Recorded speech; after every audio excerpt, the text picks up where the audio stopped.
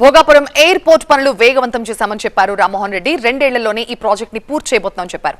ఈ రోజు భోగాపురానికి aerodrome licence ఇచ్చాం, ఇక మిగిలింది భోగాపురం ఎయిర్పోర్ట్ ప్రారంభోత్సవం మాత్రమే అంటున్నారు. ఈ నెలలోనే భోగాపురం ఎయిర్పోర్ట్ ప్రారంభోత్సవం జరగొచ్చని ప్రధాని మోదీ సమయం కోసం ఇప్పటికే లేఖ కూడా రాశారు సీఎం అని చెప్పారు. ఎయిర్పోర్ట్ ప్రారంభమైన వారం రోజుల్లోనే కార్యకలాపాలు కూడా మొదలవుతాయని చెప్పారు. ఏ ఎయిర్పోర్ట్ అయినా కంప్లీట్ అయిన తర్వాత ఇక్కడ నుంచి ఆపరేషన్స్ చేసుకోవచ్చు అని చెప్పడానికి ఏరోడ్రోమ్ లైసెన్స్ ఇవ్వాలి.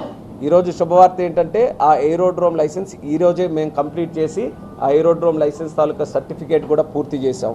బీకాస్ తాలూకా వెట్టింగ్ ఎవరెవరైతే దీనికి సంబంధించినటువంటి డిపార్ట్మెంట్స్ ఉన్నాయో అందరూ కూడా గత నెల రోజులుగా వెరిఫికేషన్ చేశారు, ఇన్స్పెక్షన్ చేశారు, రివ్యూలు చేశారు. అందరూ కూడా చాలా ఆనందంగా బ్రహ్మాండంగా ఎయిర్పోర్ట్ వచ్చింది, ఏ సమస్యలు కూడా లేవని ప్రతి ఒక్కరు కూడా లైసెన్సెస్ కూడా ఇవ్వడం జరిగింది.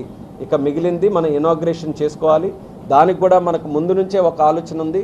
ఇంత బ్రహ్మాండమైన ప్రాజెక్టు మనం నిర్మించుకున్నది మన దేశ ప్రధానమంత్రి నరేంద్ర మోదీ గారి చేతుల మీదుగా దీని తాలూకా ఇనాగ్రేషన్ జరగాలని మనం ముందు నుంచి కూడా ఉన్నటువంటి ఆలోచన.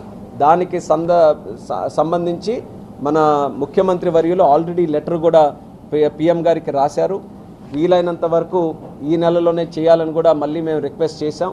ఎలాగో లైసెన్స్ కూడా వచ్చింది కాబట్టి ఎక్కడ మనకి ఇబ్బంది లేదు ఆపరేషన్ స్టార్ట్ చేయడానికి.